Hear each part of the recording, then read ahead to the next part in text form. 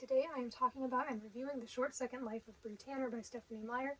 This is a novella that takes place in the Twilight Saga. Specifically, it's considered 3.5. It takes place during the events of Eclipse, so I decided I would read it after reading Eclipse and before reading Breaking Dawn.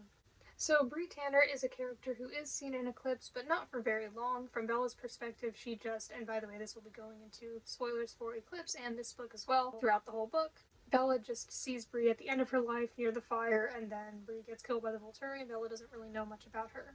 But this book is from her perspective, and it shows what was going on in her life before that event, and also during that event. And compared to the rest of the Twilight Saga, I did not enjoy this book as much. Despite the fact that it's much shorter, it actually took me longer to read because I felt less interested in it. However, I don't think it was absolutely terrible. I'm going to give you my honest thoughts on it. I did not enjoy it as much as the rest of the saga. It's definitely different, but I did still enjoy the perspective it had to offer, and I think that there were some good, interesting things about it. But yeah, I did not love it. So this novella is completely from Bree's perspective. She is 15 during this. She has just recently been turned into a vampire. Specifically, Bree is almost 3 months into being a vampire at the beginning of this story. And we as the reader know that she was changed by Victoria. And I know in the movies they do also have the character Riley. Probably not all the characters in this book, but Riley was basically like the leader of the coven that Bree was a part of, but then Victoria was the overall leader and creator. And while this book does offer a different perspective and some interesting things that we may not have seen before, ultimately, you already know what's going to happen. You already know how it's going to end for this character. Now, I can still enjoy something even if I know what's going to happen. For example, I watched the Twilight movies before reading the books, so while I've been reading the books, I've been enjoying them overall, even though I know what's going to happen, because I'm still enjoying the experience of them. So, reading this, unless if you aren't familiar with the events of Eclipse, and you're by chance reading this first, you already know that she is going to die at the end, and you know how. And so because of that, that's part of why it wasn't so interesting. There's like this sense of doom and despair knowing that that's going to happen. Of course, you can still enjoy it, but I'm not necessarily saying that it's a flaw. But with it being so short, I wasn't super attached to her, basically. And there are some other characters in here too, and they were a little interesting, but this just wasn't very long, so it just didn't feel super developed, and I just wasn't very attached to any of the characters or the relationships. And as for how I felt about Bree as a character, I think she was okay. I mean, she was a little interesting, but there just wasn't a lot to her. There wasn't a lot of time to develop things, I felt like. You know, the main books in the Twilight Saga, they are pretty big. There is definitely a lot of time to focus on the events and the mundane, everyday parts of their lives and the relationships. There are a bunch of conversations and everything. And in this book, because it's so small, there's just not a lot of that. I do think it was interesting to read from the perspective of a vampire because I have not yet read Breaking Dawn or Midnight Sun. So this was my first time reading from the perspective of a vampire in this world. So it was interesting seeing the world building, and ultimately I think as a whole the Twilight Saga is not bad, and I do think that it has a lot of good things about it, like the world building, and there's this whole system of the vampires and the werewolves as well, and how everything works. And so it was interesting to see that expanded upon from a first-person perspective of a vampire, especially a newborn vampire. Like when I get to Edward's perspective in Midnight Sun, that'll be a little different. So it was interesting to see what they're like as newborn vampires because they have less self-control, and so it was interesting. But at the same time, it's a character we don't really know about. I think I'll enjoy reading about Bella when she's a vampire more, just because she's someone that I already know instead of just taking this random kid. Now, you could become attached to her, and maybe some people did become attached to Bree, but I mean, I guess I cared about her, but at the same time, it seemed that her human life, which we didn't really hear much about, there just wasn't really anything good in there, or just anything that I felt attached to from what I can remember. I think there just wasn't really anything there.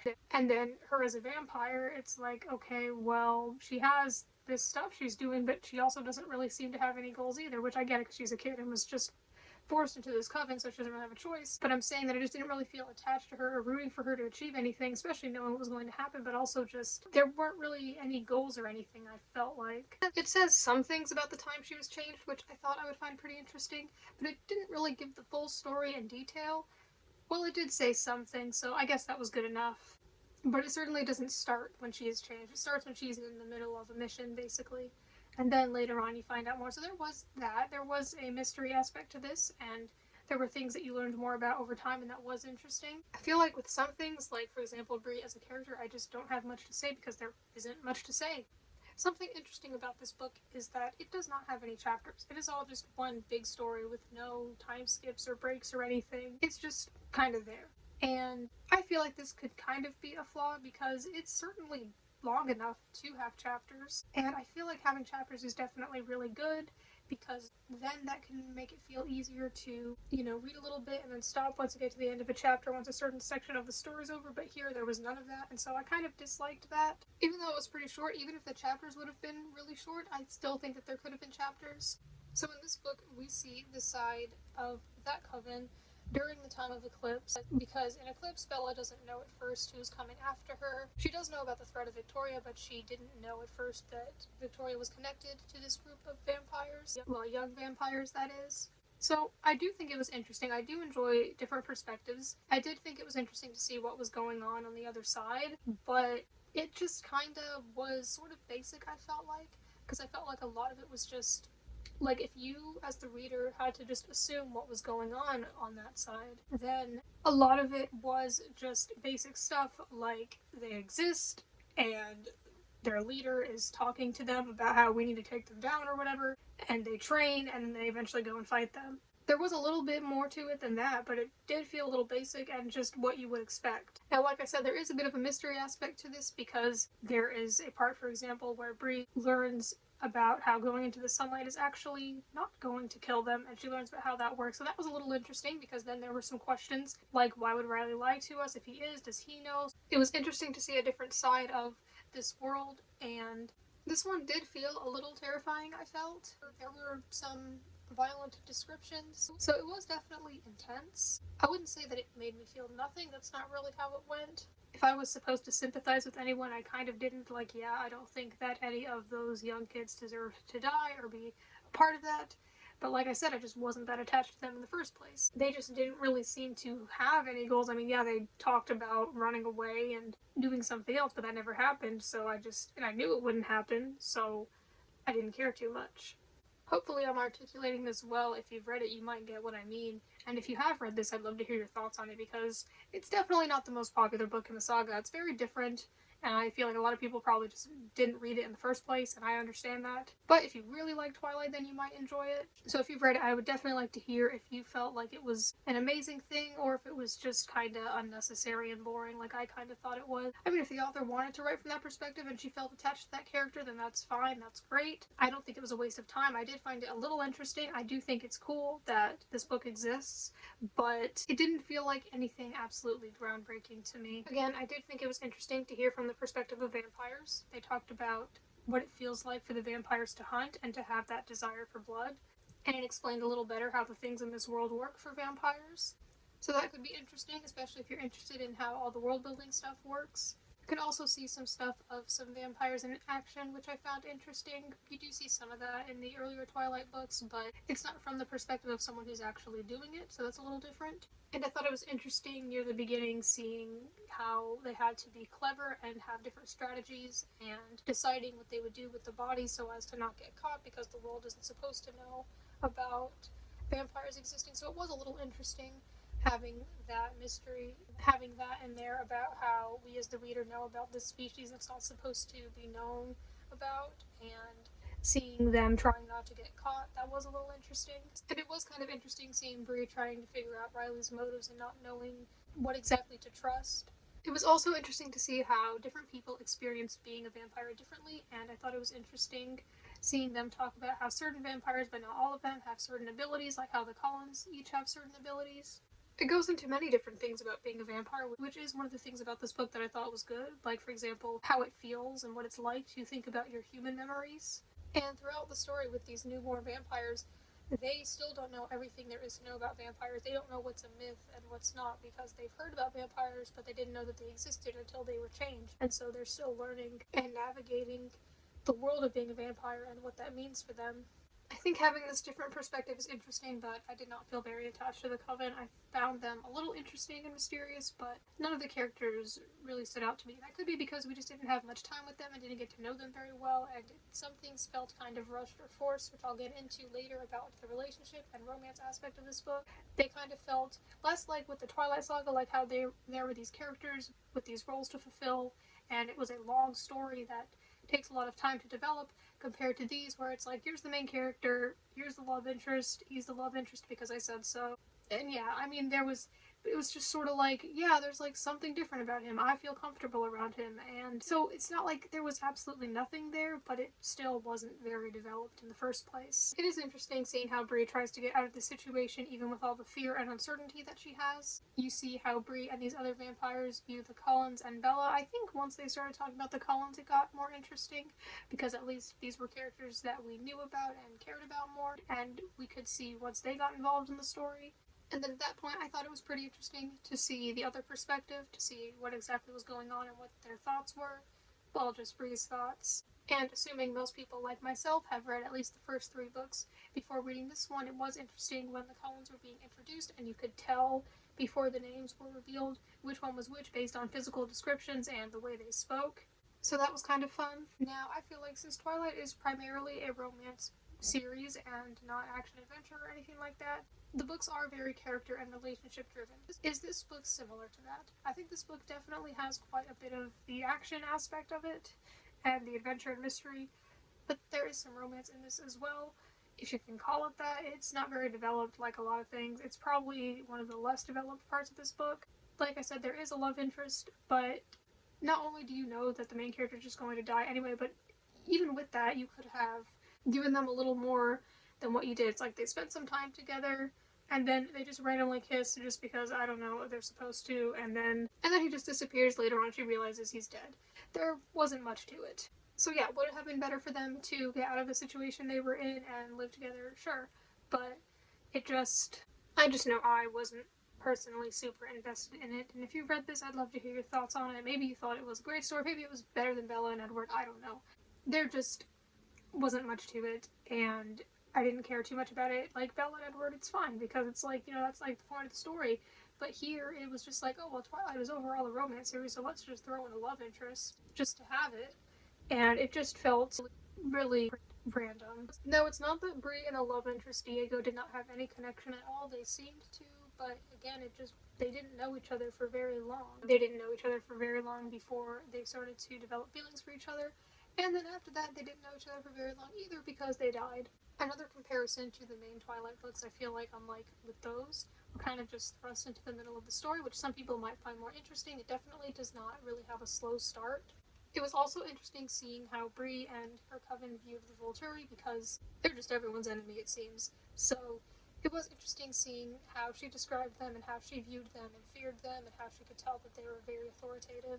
Even so, while there were some interesting things about this book, I overall was just not as interested in it as I was with the saga. It was just not the same, and I knew that it wouldn't be. So is Bree basically just another younger Bella? I don't really think so, but then again, I feel like that's kind of an unfair comparison because she's a vampire. I guess she is kind of similar to her, but that could just be the writing style. I suppose they are similar, but Bree, it maybe because she's a vampire, maybe not, did feel a little more, I guess you could say, maybe feisty, but I think they were similar in some ways, and maybe that was on purpose, perhaps just to show how similar they are. Sometimes this book felt less like a story and more just a basic list of things that were happening, like we went to this place, he said this to us, and so on, which is kind of what stories are, but it just felt like we have these enemies, we're going to go train, we trained, here we are, we're dead, There was a little more to it than that, but sometimes it did just kind of feel like a list of events. At least to me it did. While it's okay to have this, and while there is a lot of this in the main saga as well, so much of it was just Bree's internal thoughts, questions, plans, just these hypothetical scenarios which are absolutely realistic, but some of it kind of just felt like it was added in there just to make this a little longer, so they were part of the story, and I guess it made sense to have them in there. But sometimes there was just like a lot of thinking and not a lot of doing.